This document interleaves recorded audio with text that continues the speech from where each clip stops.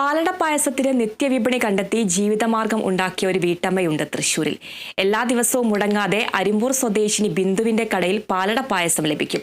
20-ലധികം പേർക്ക് ഇതൊരു ജീവിതമാർഗം കൂടിയാണ്.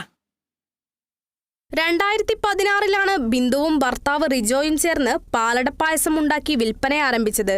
തുടക്കത്തിൽ പ്രത്യേക ഉത്സവ സീസണുകളിൽ മാത്രമാണ് വിപണി ഉണ്ടായിരുന്നത്. എന്നാൽ കടകളിൽ പായസം ലഭ്യമാക്കാൻ തുടങ്ങിയതോടെ ആവശ്യക്കാർ കൂടി. ചുരുക്കം ജോലിക്കാരെ വെച്ചാണ് കച്ചവടം ആരംഭിച്ചത്. പാലട പായസം പാക്ക് ചെയ്ത് കടകളിലെത്തിക്കാൻ റിജോയായിരുന്നു മുന്നിൽ.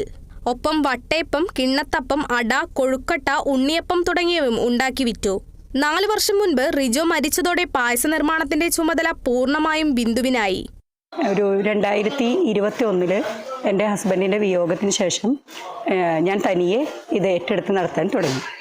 അപ്പോൾ ഞാൻ നമ്മുടെ അടുത്ത പ്രദേശത്തുള്ള ഒത്തിരി സ്ത്രീകളെ, ഒരു 5-10 സ്ത്രീകൾക്ക് ഇതോടുകൂടി ജോലി കൊടുത്തുകൊണ്ട് കൂടുതൽ ഈ സംരംഭം ഉന്നതിയിലേക്ക് കൊണ്ടുവരാനായിട്ട് ഞാൻ പരിശ്രമിച്ചിട്ടുണ്ട്. പുലർച്ചെ 3:30 ബിന്ദു വീടിനോട് ചേർന്നുള്ള കലവറയിലെത്തും. 5:30 ജോലിക്കാരും എത്തും. 10 വനിതകളും 4 പുരുഷന്മാരുമാണ് ജോലിക്കാർ. ഉണ്ടാക്കുന്ന വസ്തുക്കൾ കടകളിലെത്തിക്കാനായി 8 പേർ വേറെയുമുണ്ട്.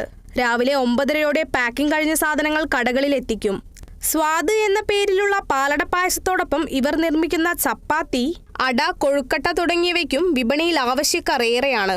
Kerala vision news, Thrissur.